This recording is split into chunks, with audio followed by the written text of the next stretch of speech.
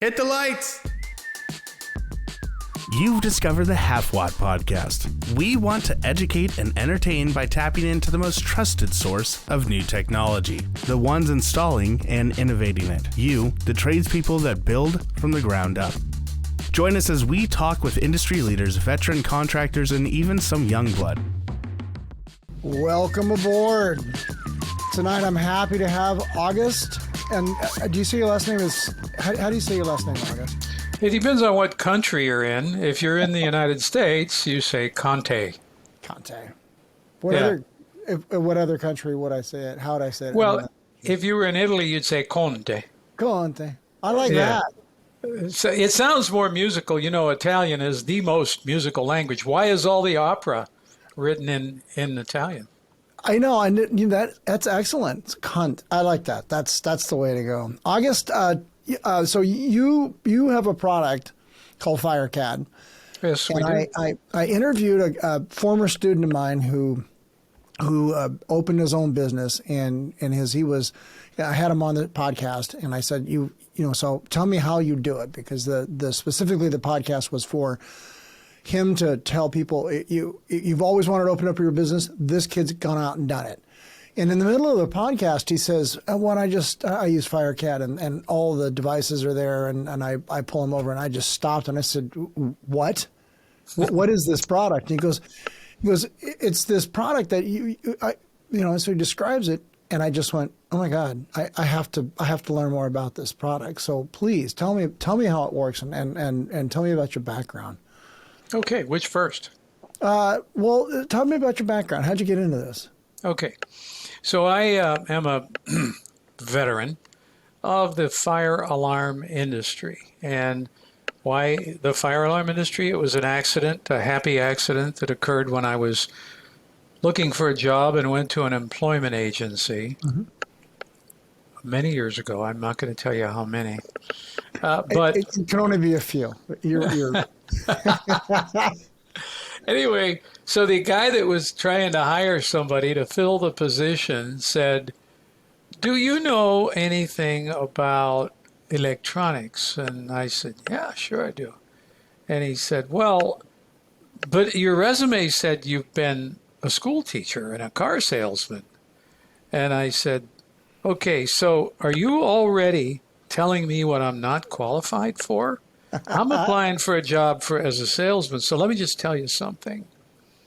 I can sell the things that you're asking for a salesperson for. And by the way, you get paid on a commission? He said, yeah. I said, so if you get me a job, you get a commission. But if you tell me how you can't get me a job, you don't get a commission, right? He said, okay, I give up. So I got So I got a job selling fire alarm systems for a large company that was out of Massachusetts.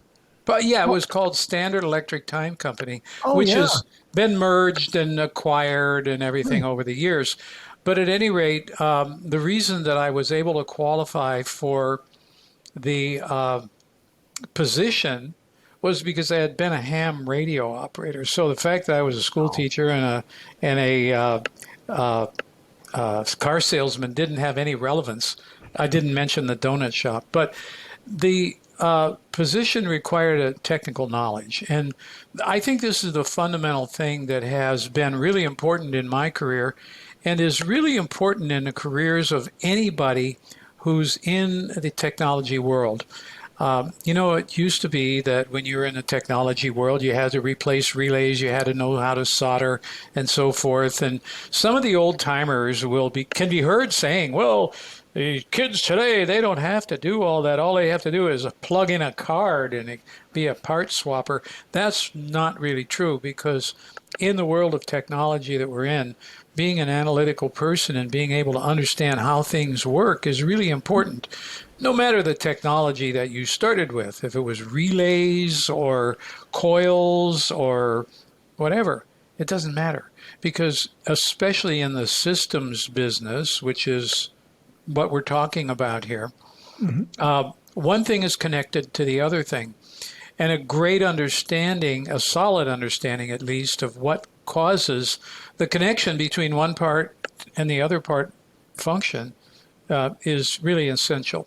So That's beautifully put, by the way. And I teach also, and that is one of the. And I'm also a ham. I'm K7ESM is my call. I'm an extra. Oh. Do you still hold a ham license? no, I was a long time ago. I was W3DDR, Ding Dong Oh Radio. wow, W3DDR. W3DDR, yeah. That's a beautiful call. I still hold an amateur extra, and I teach that, and I teach that same basic concept that you just struck on. It's you're right up my alley. That's awesome. Right. Well, thank you very much for that. I recall the first radio I built. I bought an old box of parts from a guy for $3, and I needed a coil, and I wound the coil on a toilet paper tube. Did you really? It was a 40-meter CW rig. Nice. And I had a bedroom. I had my ham radio bench set up in my bedroom, which I shared with my brother. And one night my mom came in. I was using a homemade transmitter. And she came and knocked on my door and she said, "August, the light in the hallway is flashing." And I realized at the time that my first attempt at building a transmitter, I forgot about bypass capacitors, and all the RF, instead of going in the antenna, was going back into the power line and lighting up the 120-volt light bulb in the hallway. So And there. you should have told your mom, look, if you knew Morris, you'd know what I was saying. And in those days, it was all clean conversation. Oh, yes. That's Oh for my sure. gosh, that is funny, man. Anyway, so back Anyways, to you had your ham license, and you so you have obviously a technical background, right. and which you're right, that translates straight over.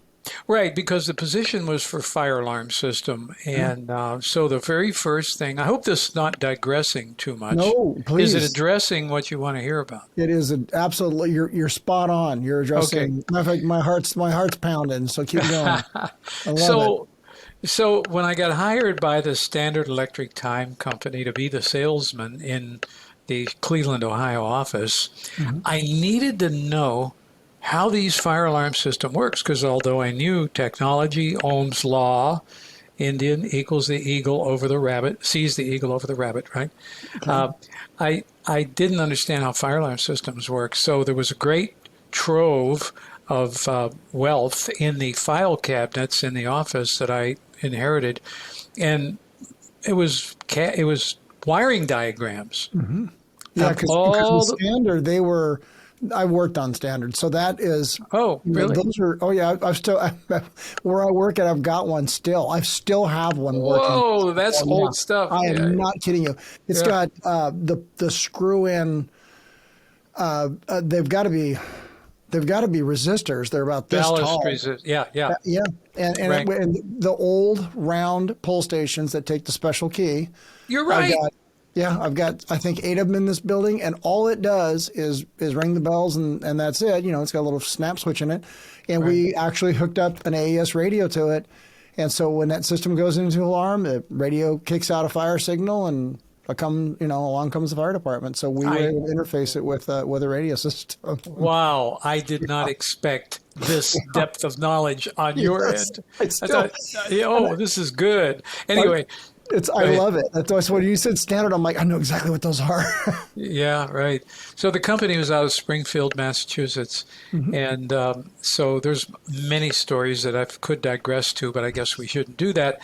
At any rate, I learned about fire alarm systems by looking at the wiring diagrams, because at that time, all the wiring diagrams for the system installation, and why are they required? I'll get to that in a moment, were prepared by the factory engineers in Springfield, Massachusetts. So the salesperson would send a list of equipment to the order department, and the order department would give it to the engineers, and the engineers would put together a set of wiring diagrams showing which terminals on the control panel would be connected to those little round pull stations, and which devices would be connected to the output from those balanced resistors, notification circuits. And so I really did learn the fundamentals of how those fire alarm systems worked. And that was really my first time thinking about why is all of this done this way? And at the time, it was the only way to do it. You had to draw on a drafting board. You had to draw lines, and you had to use a ruler and make the lines straight and put little templates on there to draw the symbols and make the circles round and things like that.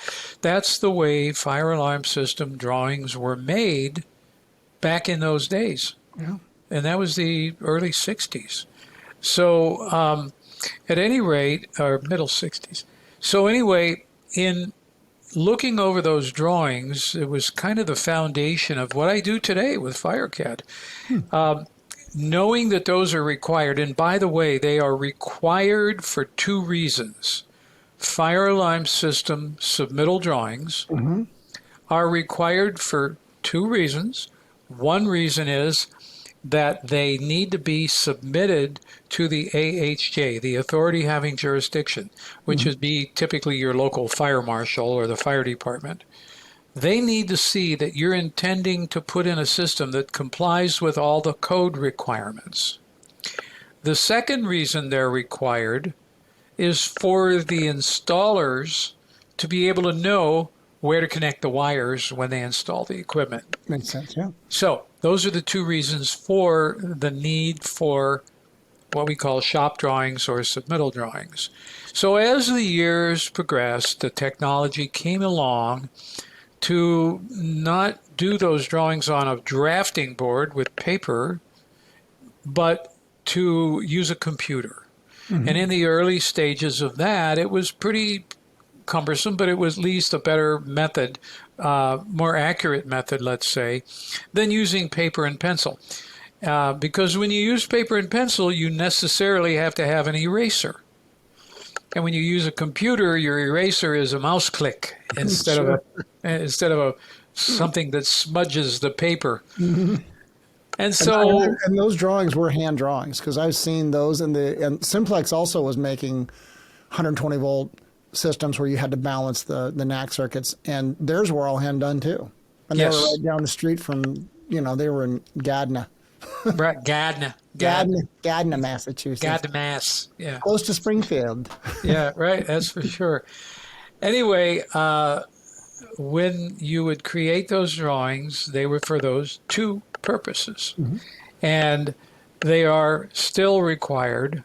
And as many things go in the world of government/institutional requirements, the requirements keep getting stronger.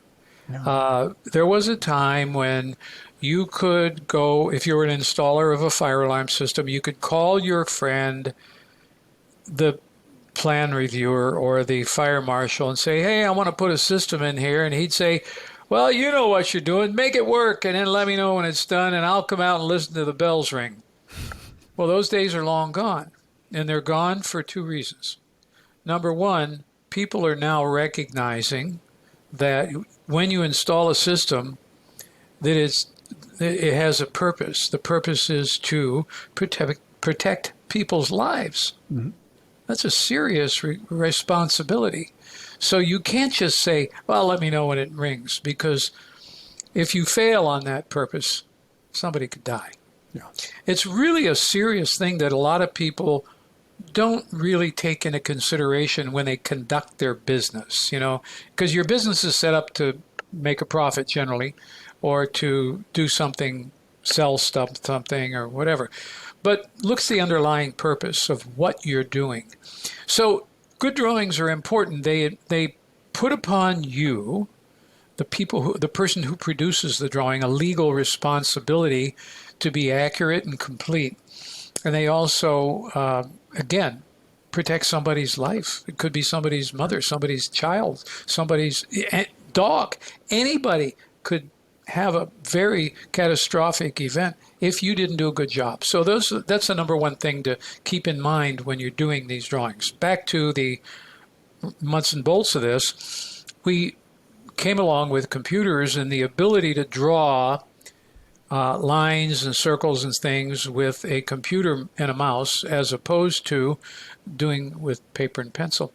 And But well into the development of that function of preparing shop drawings with a computer, well into it, probably up until about 10, 15 years ago, maybe 20, all the calculations still had to be done with a calculator or a spreadsheet. So let me give you an example of calculations that are needed when you're creating a set of shop drawings for a fire alarm system or really any other electronic system. You have a length of wire between the control panel where the source of the DC power is. Now it's not 120 volts anymore, it's DC with battery backup. And you have a length of wire between the panel and the notification appliances, which are the major current consuming items in a fire alarm system. The horns and strobes, they probably take an average of maybe up to a half an amp each.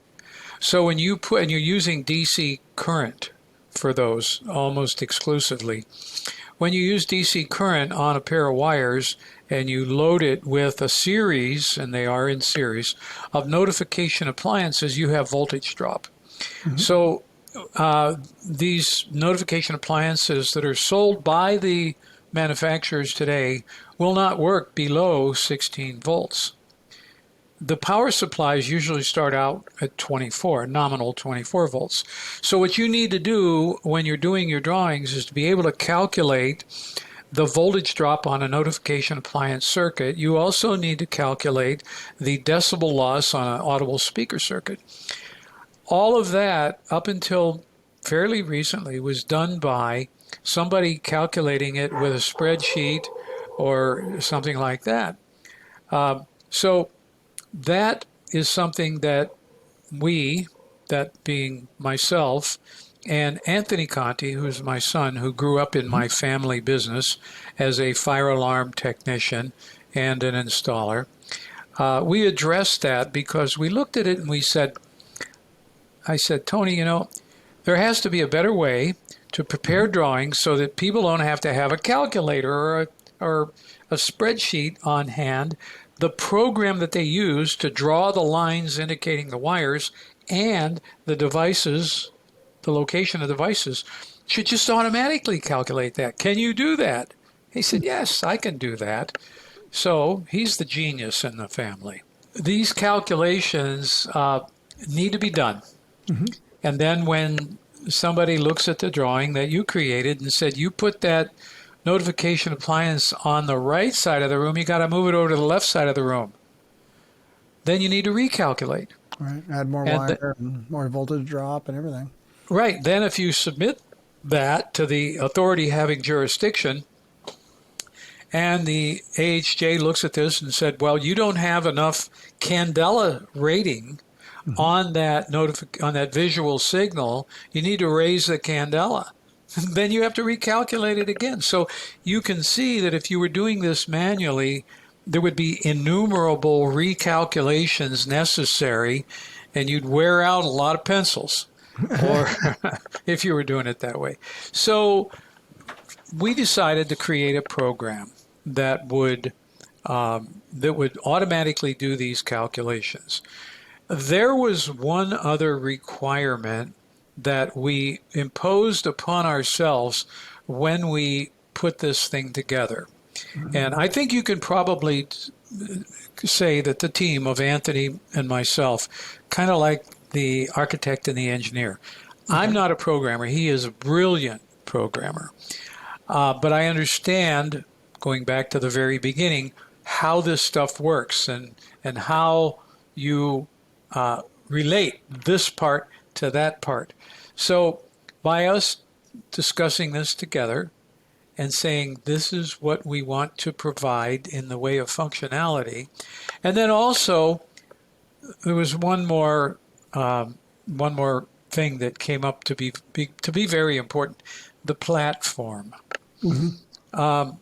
The unquestioned platform for creating drawings of any type for in the construction industry is AutoCAD. Yeah. AutoCAD is produced by Autodesk. AutoCAD is only one of many, many CAD programs that are available, but it's by far the behemoth in the industry, in the construction industry. Now, there's other CAD programs that are used for other things, machine tools and things like that, but they don't have any relevance to the topic of producing, to the task of producing fire alarm system shop drawings. Mm-hmm. So AutoCAD was the one we decided to go with. So Tony set out to program functions within the AutoCAD environment and make those perform the tasks of things like voltage drop calculations and automatic one-line drawing diagrams and symbols with addresses on them, because one of the developments in the fire alarm industry since I started is called addressable technology. So I've discussed notification appliance circuits, and that is pretty much the output side of a fire alarm system. By the way, a lot of people, when you say a fire alarm system, oh my God, that's scary. I don't think I understand that. Let me explain that in the most simple terms. A fire alarm system is nothing but a sophisticated doorbell system. That's a good way It to isn't. Because on a doorbell system, you push a button and out comes a sound on the doorbell. Sure. Well, a fire alarm system is exactly the same thing. You put an input in, and it's not just a button. It could be that little round pull station that you said you have there. And then it could be a smoke detector. It could be a water flow sensor connected to a sprinkler system. Mm-hmm. It could be a sprinkler valve tamper switch, monitor switch that lets you know that the water has been shut off. But any one of those things is one of the inputs. The outputs are the notification appliances that indicate to the occupants of the building that there is cause for concern. Mm-hmm. And then you also have signals that go off premise to the monitoring station. And so all of those things are important. Are we still connected? I lost your video. No, I'm here. Okay, Absolutely. good. All right. So and the way the system works is that actually it'll take your local video and my local video. So even if the videos look like they're bad, they're actually will still be good. So okay, good. It's pretty advanced. All right. So anyway, so you have this sophisticated doorbell system that started out with just an input being a contact closure from that pull station. But nowadays, it's much more sophisticated than that, because the input side of the technology is called addressable for the most part. And what that means is you have single pair of wires that travel throughout the entire building. And each sensor, whether it's a smoke detector or a manual pull station or a water flow tamper switch monitor, is addressable. Not only does it receive its power from those two conductors, but it also reports its information on the same two conductors using digital technology. So you can have a whole lot of points, we call them points, or zones or inputs on a fire alarm system. Well, when you do that, you have to address each one of them. That's why we call it an addressable system. And when you're doing a set of drawings, you need to identify the address of the input object, pull station, smoke detector, heat detector, and so forth. So when you're preparing the drawings, you need to identify those. Well, obviously, if you're putting addresses on these input devices and you're doing it manually by typing in numbers, what if you put in two of the same address? Then the system's not going to work. That's a really good point, yeah. And you have no way to tell because you could have a big building. Right. Yeah. So in this case, with the software that we created, which is called FireCAD, I'm trying to avoid making it an advertisement for that. It's technology that counts. Anyway, so when you connect those devices using your mouse, it automatically sets an address. And the address in general increments. So if you start closest to the source of the signal on the first device nearest to the panel, it's number 1, and then number 2, number 3, number 4, number 5. However, it's not that simple because some manufacturers use a protocol which is not exactly sequential numbering. And so they might say sensors, which detect smoke or heat, have a numbering system which go from 1 to 159, and modules, which are pull stations, manual pull stations, and switch monitors, they go from 160 to 312. So, or some other variation of that. So when you are connecting your systems and your addressable initiating circuits and preparing your drawings, you must show those addresses on the drawings so that the plan reviewer can look at them and say, okay, these are acceptable, or these fall into the category of what they're supposed to with this brand of equipment. There are no limits to the scrutiny that is applied to fire alarm submittal drawings by the authorities having jurisdiction. I'm now going to give you the second reason that these drawings have become more important, and that the market for good shop drawings has increased.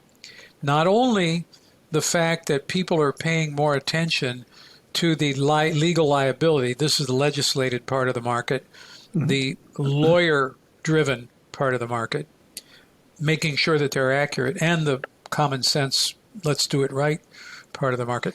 But there are more and more people getting into the fire protection plan review business.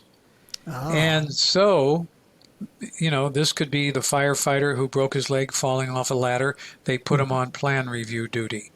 This could be the graduate from Illinois Institute of Technology that is a fire protection engineer and gets his first job or her first job, plan reviewer.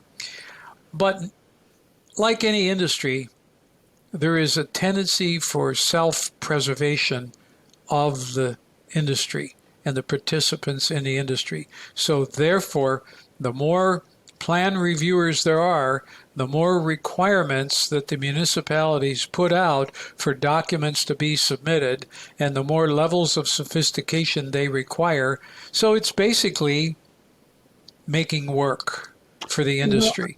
I never thought of that. That's an excellent point. That's an excellent point. Yeah. So, yeah, and we've also, I didn't mean to interrupt, but we've also got some independent plan reviewers that the cities will contract out. yes. And we've had that out here on the West Coast where certain jurisdictions will go, well, we contract this through ABC Group, and so submit all your stuff there. And even the inspectors will come from those same consulting firms. Like they're not even city employees in some cases.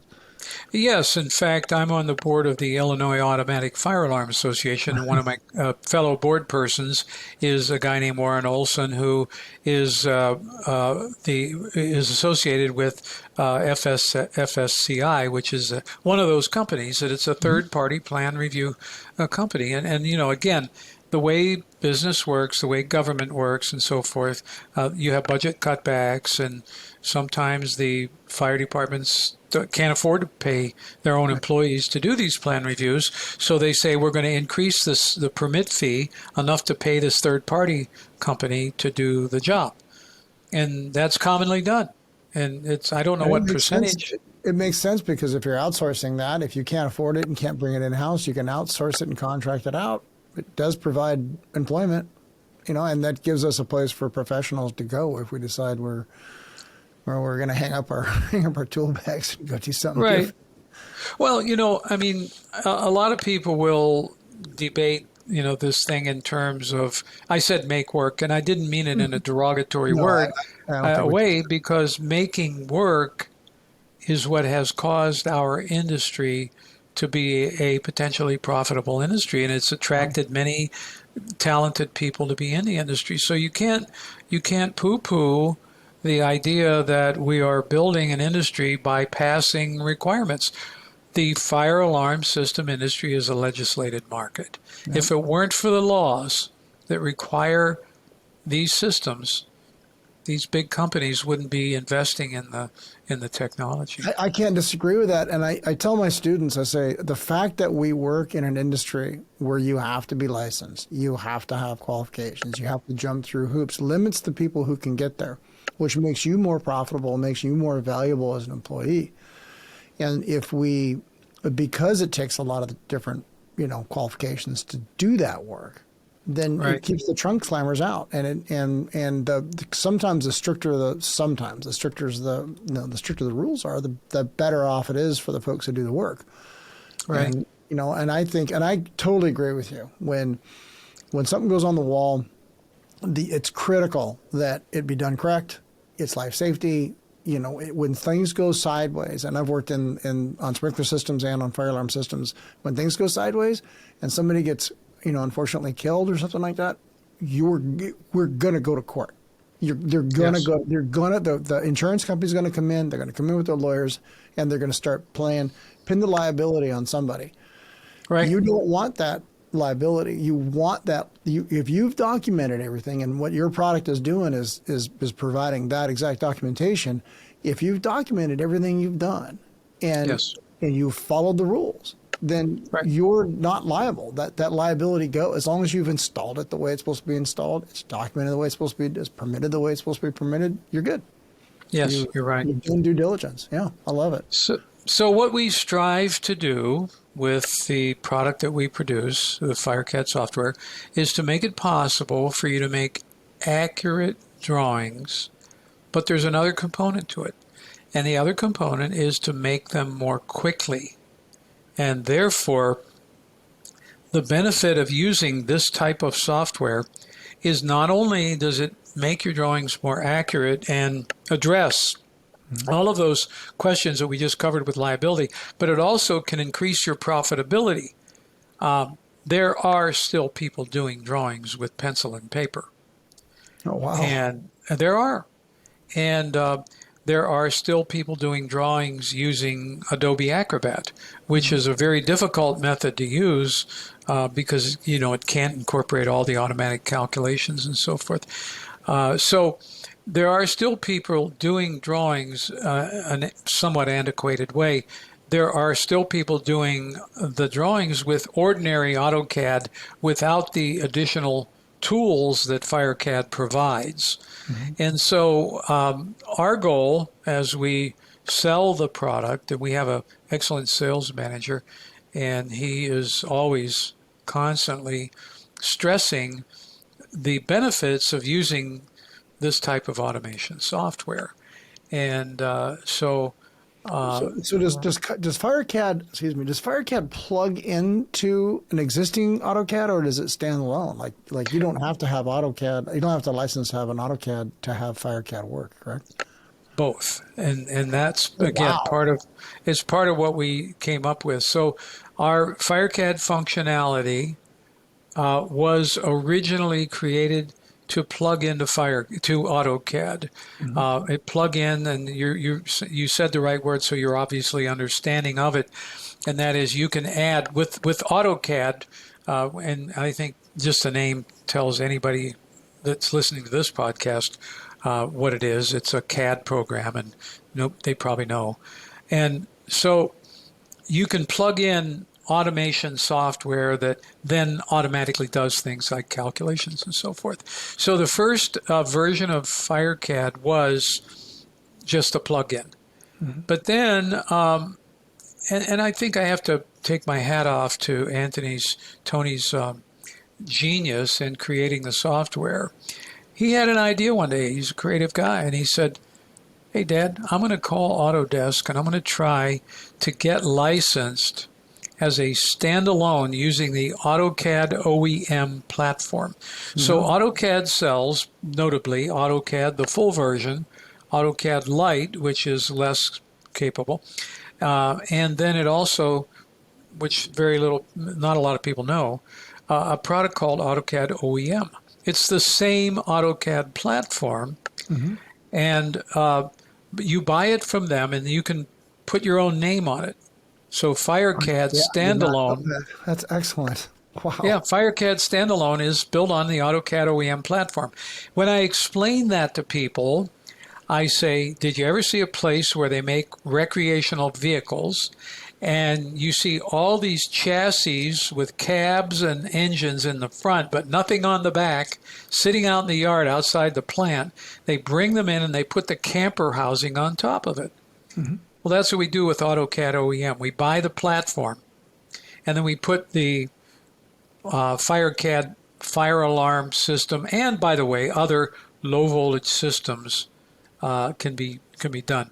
Anything that connects to anything. It doesn't have to just be fire. So the folks, because I do have listeners that are in access control and cameras. Does it have the ability to do other stuff? Yes.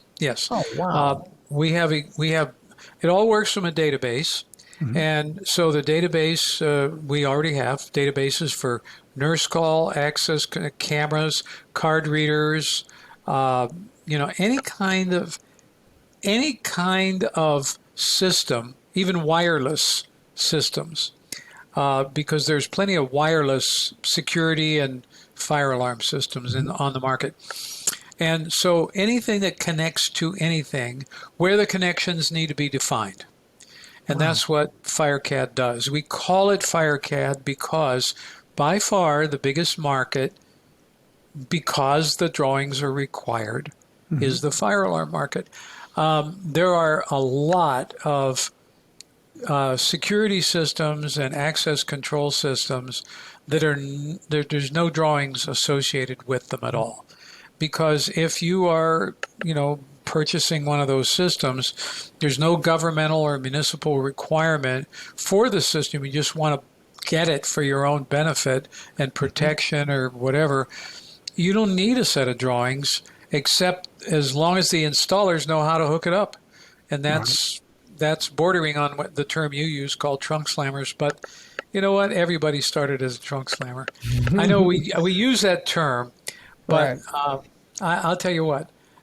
We have customers who used to be trunk slammers, but they've used FireCAD to grow their business to the point where they have to hire people, and they're no longer trunk slammers. No more monkeys jumping out of the trunk. So that's right.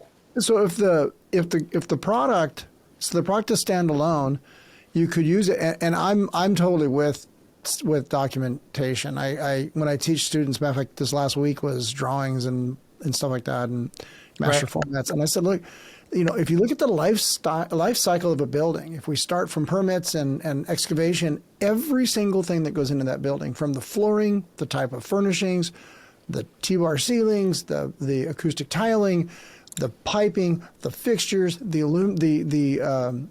luminaires, everything is documented and put on a shelf somewhere. Somebody has all the documentation when the building's commissioned. And all that documentation should be in real life switched out. So if I come in and we rearrange things, we remodel stuff, and we tear down these walls, and we take out the tile and we put in carpet, honestly, the engineer should be taking those cut sheets out that don't apply anymore and putting in the cut sheets that do, so that the dock sets that go with the building are absolutely accurate all the way to the end. And I have been in buildings where they are, and I've been in buildings where they're not. And so it sounds to me like your product could be something that if you do changes, you could then alter those changes and reproduce a set of as-builts and say, look, we've modified the system, and here's the modifications, put that in the dock box. Because all that stuff, at least in my world, in the fire alarm world, everything needs to be troubleshot by somebody, because everything's going to have a problem at some point. And those are the breadcrumbs that help technicians, and they may or may not be from your company, find their way through the system. So when I show up and I've got, and I'll pick on Convergent, which is, a pretty good sized firm. When I show up and Convergent has been there and put the system in, I know the documentation is going to be complete. I know it. I can walk up, pull the dock box out, lay out the drawings, and go, boom, I know exactly what I'm doing and know where I'm going. I can also go behind certain companies. I'm like, there's the panel. There's nothing else here. I'm starting from scratch. So I love the fact that your product could be picked up by somebody and used to help document what's going on. By the way, you mentioned Convergent. I knew those guys when they just started out. When they were tiny guys. So did you ever know Mario when he out from here from Oregon when they started? There was oh God, his last name just I'm scrambling for the same thing. Not Mario. I took over the teaching the fire alarm from him when he left or when he was working for Convergent here. Right. Okay. Fire alarm at Clackamas, and then but he was one of the original guys that helped. No, they started out in Chicago and in the Chicago suburbs. Oh, I think it was when they started moving west and they started opening up branches. I think he was. Oh, they opened up branches, but their first office was in Chicago, and they were a distributor for FAST, Fire Alarm Systems Technology, which became EST. Kidding. Yeah. Oh, no kidding. And they didn't have any technicians. So my company, at the time I owned a fire alarm company, we did the programming for the system they installed in the Tribune Tower in Chicago. Oh, wow. So, yeah, that was a long time ago. So how does FireCAD deal with EST where the devices all have, a sort of a MAC address? How does that? That's a good question. I was just discussing that with somebody today.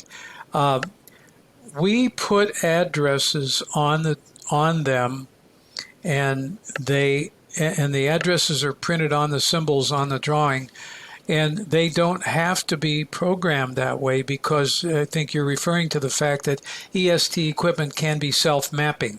Mm-hmm. You can connect it up, and it senses the devices and gives them that MAC address. And but the MAC address is not the same as the 3-digit addresses that we assign on the drawings. Now, again, when it comes to hooking them up and using those MAC addresses or the internal system addresses, that is mostly used for the programming of the input-output functions of the panels. Because, one of the things we didn't discuss is that the programming of panels has become very sophisticated. You have building on systems that close dampers and start fans and release doors and respond to water input versus smoke input in a very sophisticated manner. That requires programming in the panel, and we don't address that in FireCAD. We simply we define the inputs, we define the outputs, and then once it gets out in the field and they install the system, then the answer to your question is we don't address that issue with EST because it doesn't have anything to do with what we need to put on the drawings in order to get the drawings approved. And I would assume that Anthony's probably figured out a way to do any database matching because, in EST they have their, like we're talking about, I call it a MAC address. They have another name for it. But yeah, but then how you have to correlate those when they do their software builds, where they correlate the address and the label, and because EST is a whole different animal. I'm a simplex guy, so it's like it's a much simpler world for me. Well, simplex has reincarnated itself. You know that, right? Yeah. Autocall. Yeah. It's out there. The old autocall company was just like the Standard Electric Time Company in that it was all mechanical stuff. They were in Shelby, Ohio, and they made all this old stuff just like the old Standard Electric Time stuff. And then when it was acquired through the series of acquisitions and ended up in Johnson Controls' hands. Oh, is that where it went? Okay. Yeah, Johnson Controls now owns Simplex and Autocall. And Simplex, for better or worse, acquired quite a negative reputation among consumers and other competitors. And a lot of people didn't like Simplex. And I think Johnson Controls sensed that. So they took all of the Simplex equipment and renamed it with an A in front of the part number, and it's now AutoCall, Yeah. and it's all exactly the same thing. But it's really good stuff. Oh, it's dynamite equipment. We It always is. said in the industry when I was, as I work for a hospital out here now, but we said if Simplex ever figures out how to provide service, like a dozen other companies will be completely screwed because it's the fact that they stumble over their internal processes so much. That's what I was referring to. Crazy, and but the product line is, I mean. I work on 4100 ESs and U's and pluses and the big monster systems, and those things are the programming in those things is just, I mean, it's dynamite. And they have an addressable NAC system. You took the words right out of my mouth. They're the only company that has an addressable NAC system. Yeah. Stroke of genius. I was watching I don't program on those, and I was watching the technician who does work with us show me how they work, and I just went, that's a stroke of genius. That's the stroke of genius. It makes setting up floor above and floor below. He said there's a wizard function that he uses when things are correct that they can set up, and it will do floor above and floor below one click. Once they get it set up, boom, sets it up, done. Now all your groups are complete, all your NAT groups are complete, and it's ready to rock and roll. And he goes, and it works fantastic. And I just went, I mean, I've done the input side and I can do the outputs, but I have never set that up. So I certainly wasn't going to go poke around on something I didn't know. And he says, yeah, check this out. And he was showing me. I said, oh my God, this is fantastic. One of the biggest benefits of the addressable NAC system is something that you wouldn't expect. It is much less subject to voltage drop than non-addressable systems. I did not know that. Yeah, the reason is because typical notification appliance circuit must be calculated at beginning voltage at 20.4 volts. Mm-hmm. And that's because of the UL requirement for the voltage to be no less than 80% when it's on battery standby. But you can calculate the NAC circuit voltage drop on an AutoCall or Simplex addressable NAC circuit starting at 29 volts. Oh, no kidding. Yeah. And so if you start at 29, you get a lot, you can tolerate much greater because they're essentially that NAC SLC at whatever they're calling that. And it's called ID NAC. Yeah, exactly. ID NAC. Which their SLC on their older systems ran at 39 volts, and the newer ones, you're exactly right, running at 29. So you get much more voltage coming out. You get more power to play with. Yeah, you have and you greater. Didn't even think of that. And I work on this. Oh, man. Yeah. We see it all, don't we? We do. So your son's put this together. He's put this product together, and he's got the standalone and the plugins. And now you go to market it. How is it? Is it selling like hotcakes? Are people? I mean, this is if I was a up and starting company, that wouldn't even think twice. This is where I would go. Oh my God. Yes, it is selling like hotcakes. We have. It's one of the most satisfying things is when we get people who say, thank you for selling me this. And we do. We actually get people saying, thank you. I have people saying, my business has increased because I'm using your software. Well, okay, so I work for contractors where I've had to send my drawings out because I don't have a nice set 4 on staff, or I didn't have the ability to do it, or I didn't have a drawer. Right. So I'd have to contract it out, send it to Utah, or send it to these guys, whatever company that did it. So I'm paying maximum dollar to have these drawings done and then of course you get them and this is wrong and go back and do changes. Where if I had the ability to do it myself and then have a PE or a nice at 4 review them, make sure that I didn't make any mistakes, stamped, you're good. I mean, that right there just cuts the middle right out of it, August. It's just to some degree, one of the things that I've been involved in the sale of, I don't sell this anymore. We have a sales manager. Mm-hmm. I do support and training for Anthony, my son. I have another business, and that is I do have another business which I produce drawings. I am one of those third-party drawing production companies. a separate company, and that's being taken over by my daughter. It's a family business. And so, This is Mike Holt was the same way. He's like, well, I got my daughter runs this, and yeah, I go out and mountain bike. I'm like, right, wow, right. Yeah. that's exactly the way it should be. So, right. I mean, like they asked Richard Daley, the first Richard Daley in Chicago, about setting up one of his family members as an insurance contractor for the city. He said, hey, if you can't help your kids, who can you help? Anyway, they can help you too. So we do drawings, and the point of that is one of the reasons that FireCAD is so good and is because, number one, we're all veterans of the fire alarm industry. Every one of us, we all grew up in the industry. And number two, since we use FireCAD, and the company is called Contechnical, on the Contechnical side, we use FireCAD.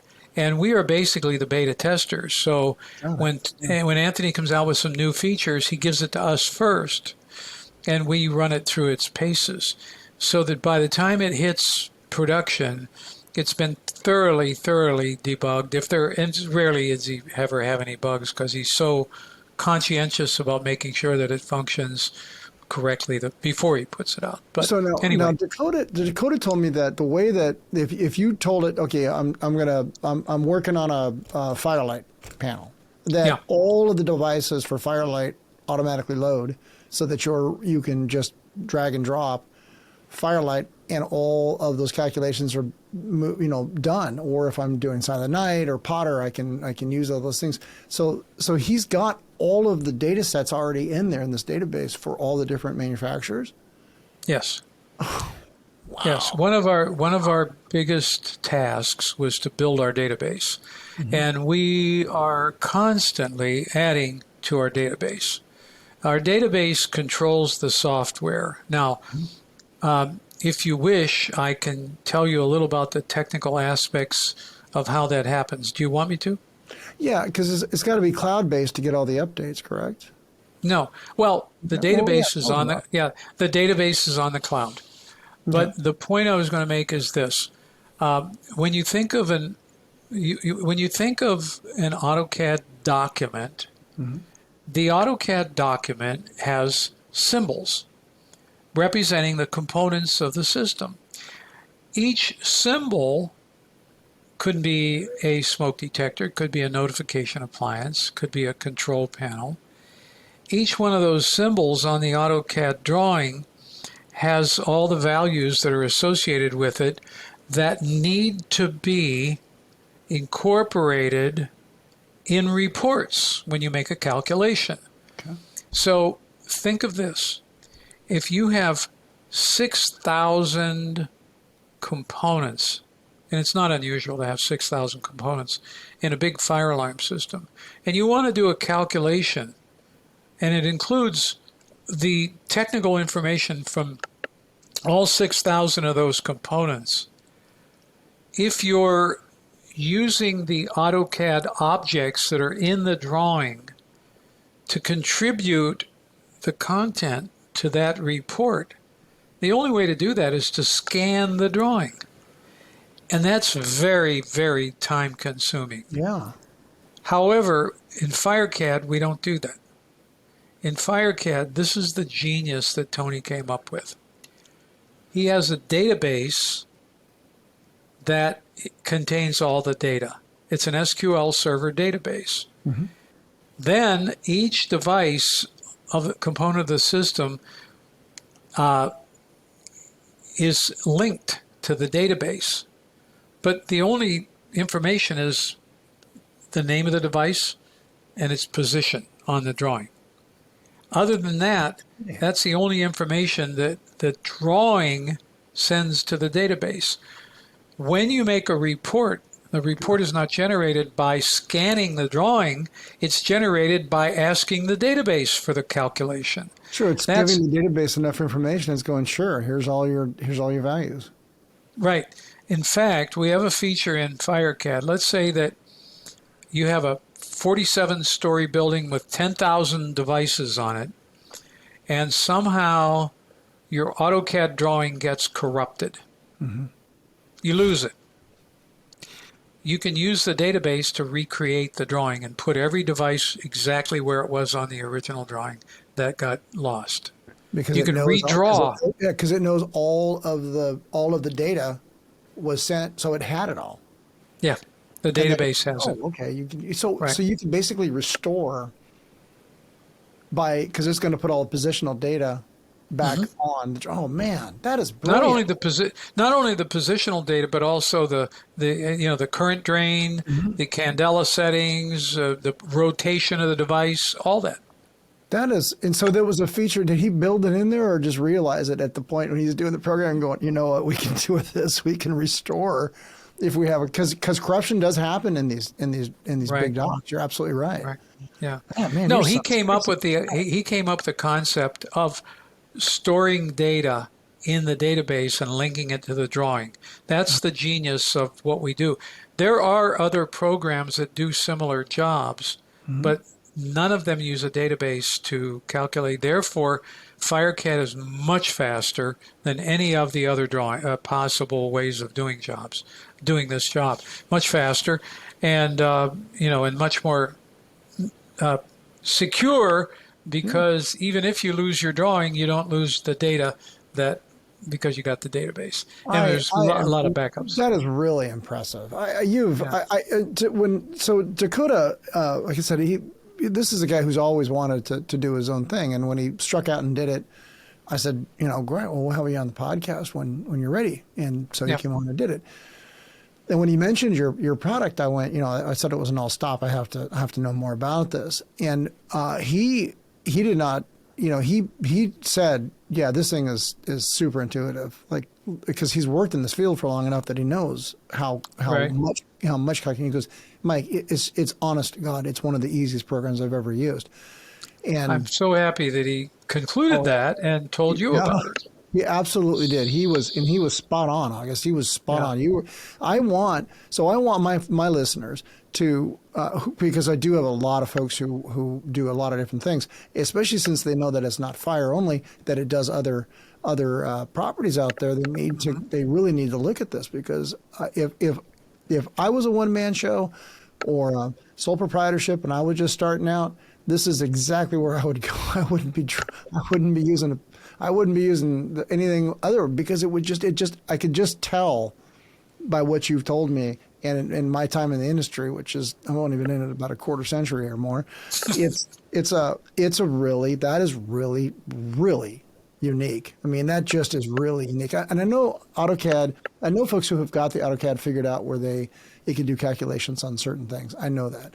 But when you see because my experience was always with AutoCAD Lite, and I was only just drawing in a layer of what I was doing, but the real people who, the real nuts and bolts were the CAD operators who knew.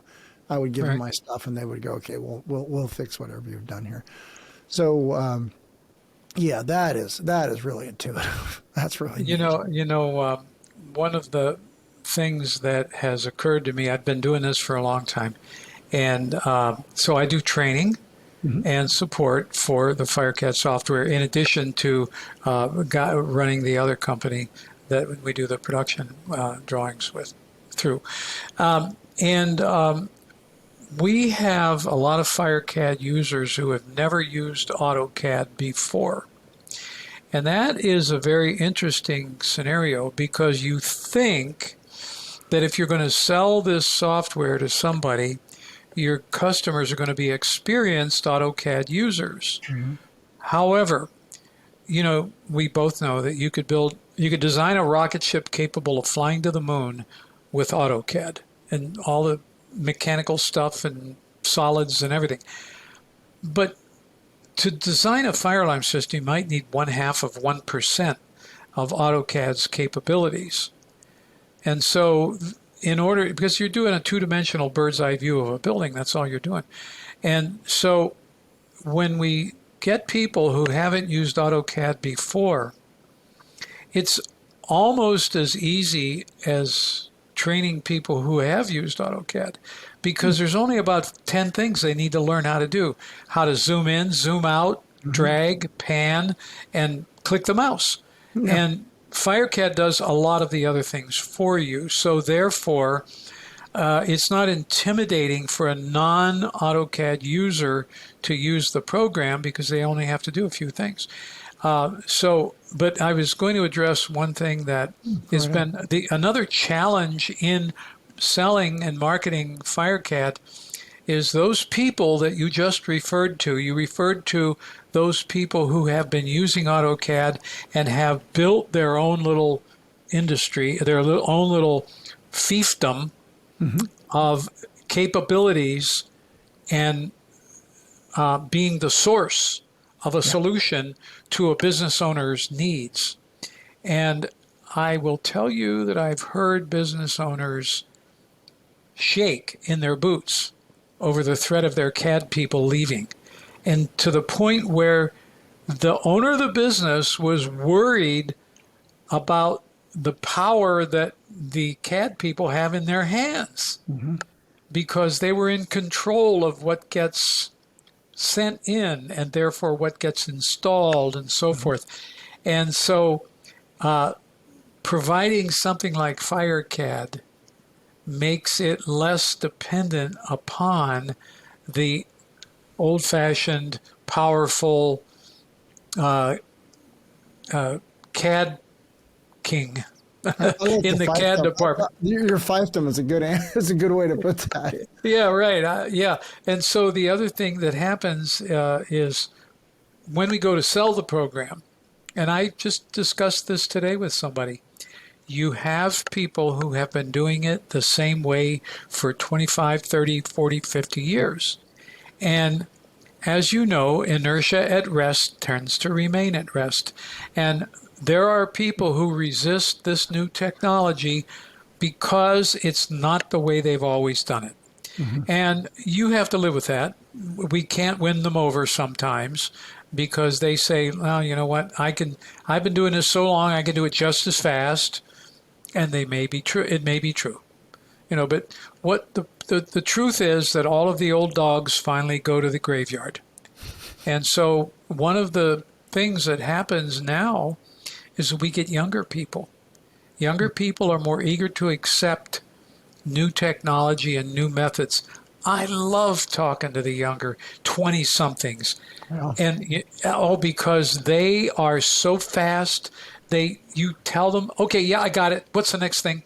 And I love it because it keeps me on my toes. They cut their teeth on computers. That's all they've ever done is work on computers. They've either been on an iPad or they're on a PC all their lives.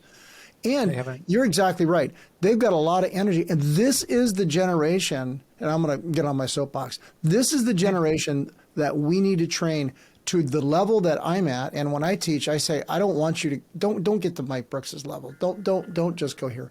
You need to crush what I'm doing. You need to crush it. You need to be on your game needs to be better than mine when you get to this point. So if I take somebody and say you're an apprentice and, in 3 years going to turn out to be a journeyman, in 5 years, I want you to be crushing it. Because in the real game of apprenticing somebody, that tradesperson, that journeyman, teaches everything that journeyman knows to their apprentice. Their apprentice goes out, becomes a journeyman, figures out stuff, and then comes back and says, look, I've got this information. I've got new things, new skills. Either teaches that other journeyman or teaches his own apprentice how to do that. And that's how technology gets furthered along. And it's been this way for every trade that's ever happened, whether it was masonry, whether it was carpentry, whether it was, sculptures. It doesn't matter. The new technology gets applied, and the next thing you know, the next generation is using it.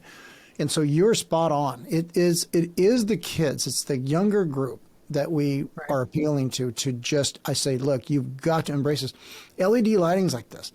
I have watched lighting go from 277, incandescent and fluorescent fixtures and T12s and T8s and T5s and all these, fluorescent, boom, they're gone.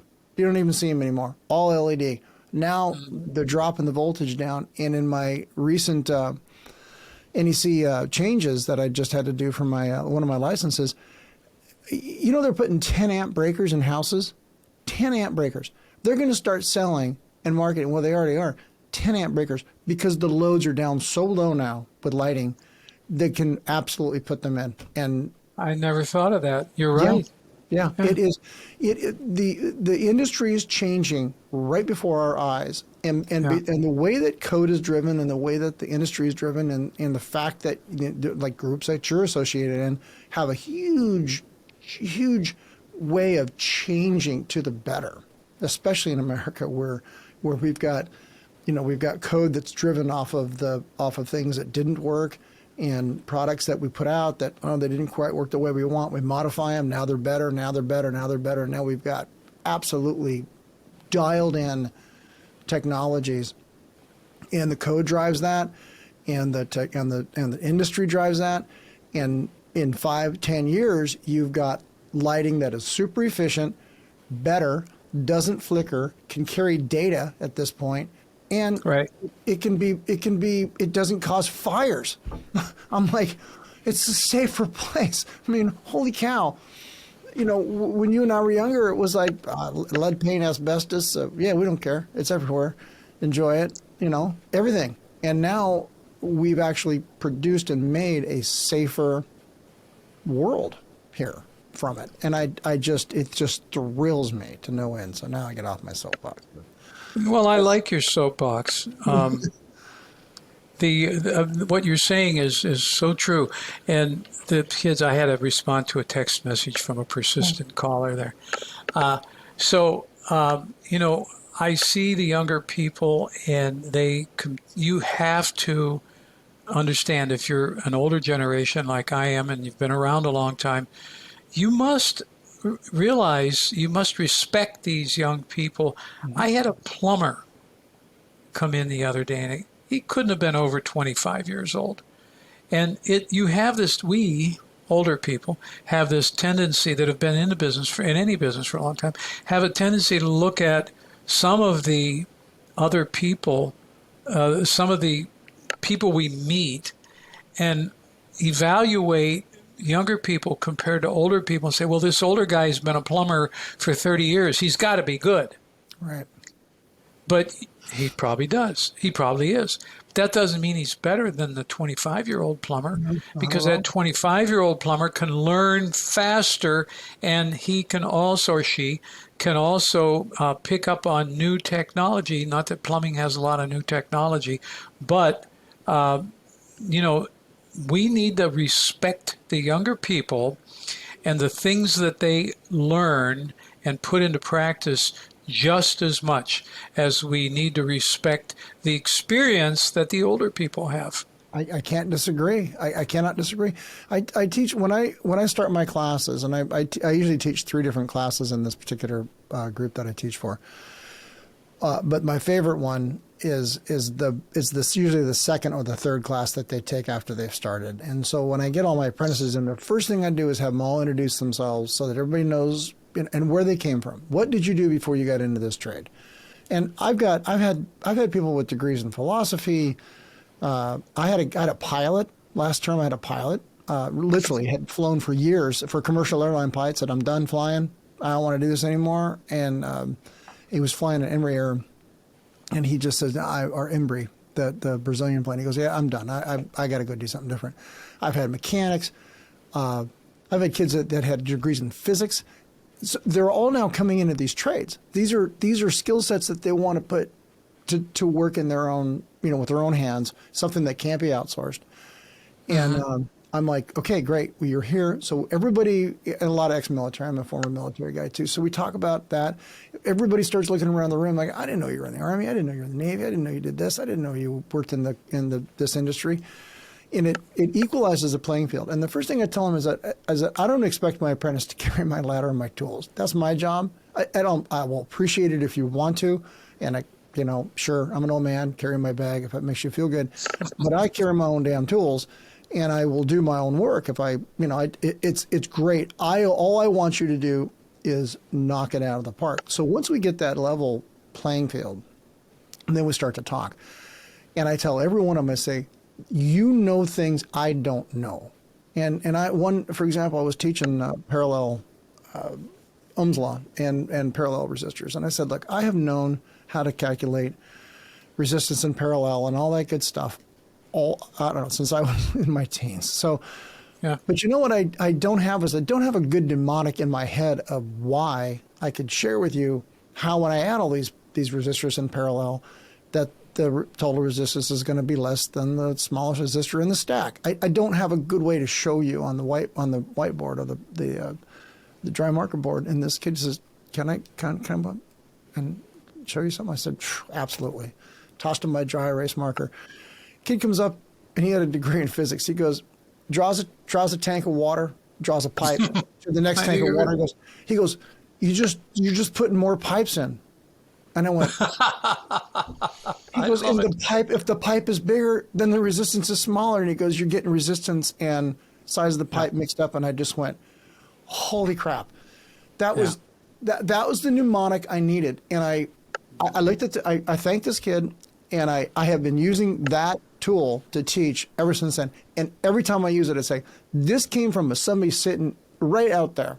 One of my students came up and helped me and says, and so don't think for 1 second that you have information that I don't need, because I do, because you know something I don't know. And trust me, there's a lot in this head, but I'm 58. I mean, I can't remember everything. Holy cow. So it's so that your philosophy is just like, I love it, man. And the same thing like when we Elmer people for ham radio. I got a couple of kids that are interested in that. I'm like, okay, we'll go through it, and I'll show you what I know, and talk about it and see if it appeals to you. Yeah, right. I wish I had time for it. Maybe when I retire, I'll have the ham radio rig again.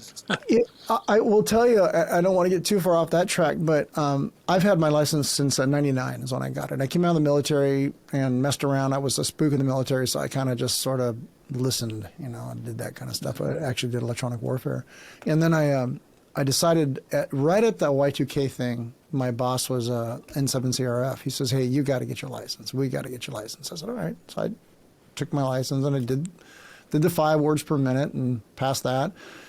Yeah. And I got cooked. So then I became a general, and then eventually I became an extra light, I call it. I operated for years with an ICOM radio, and I loved it. And then this ICOM radio just went south. 1 hour in. Yep. And so I bought a Yaesu DX10 FT or FT DX10. I'm telling you, it's got a TFT display. I'm telling you, when I sat on that rig and operated it for the first time, it sounds and it's a $10,000 rig. It is a Watkins & Johnson HF rig that I operate in the Navy or played with in the Navy. It is that rig in today's, and it cost about $1,400 or something. I mean, I just was astounded in its quality. The new radios are so good, and it doesn't matter if you get like an ICOM 7300 or a Yaesu. Doesn't matter what you get. All the new stuff with the digital, it's half digital and half, it's all software defined and stuff like that. It is remarkable. And so if you do decide to get back in the radio thing, you can get a USB driven Air Spy radio. It's honest to God, it's small. You can fit 4 of them on this phone. That's how small they are. Plug them into USB, plug it into an antenna, and your world opens up, and you're not going to believe it. You're not going to believe what you can do with radio now. Yeah. I know. I've heard stories like those from others, and it does fascinate me. But what I've learned is, when you're an ambitious person, you got to learn what not to do, because there's not enough time in the day. Not enough time in the day. I'm telling you. To do it all. August, I could probably talk to you for a month. Honest to God, this is one of the reasons I podcast is because I meet just incredibly interesting people, and obviously I have a zest to talk, so that works well for me. But could you plug the company so how folks can get a hold of you and see your products, and then I'll probably shut this down before we go to an hour and a half. Right. We have, so our company is called CAD Gen Software, CAD CADGen software. And the product that our mainstay product is FireCAD, Okay. FIRECAD software. And so it is a CAD program for the benefit of people that need to produce system submittal and shop drawings. And I say system because although its name is FireCAD, it's just the biggest market for it is the fire alarm business. But it can do all kinds of low voltage or high voltage or anything that connects to anything. I mean, you could make a set of drawings that defines a plumbing system, because in a plumbing system, each device connects through a pipe to another device. But it's not used for that because there's no market for that. The market that's the big market, and the one where it offers the greatest savings in both time and money, is the preparation of fire alarm drawings, fire alarm system shop drawings, and submittal drawings. Beautiful. So anyway, that's FireCAD. And then the drawing company. Now, are you just drawing for Illinois or Ohio, or are you nationwide?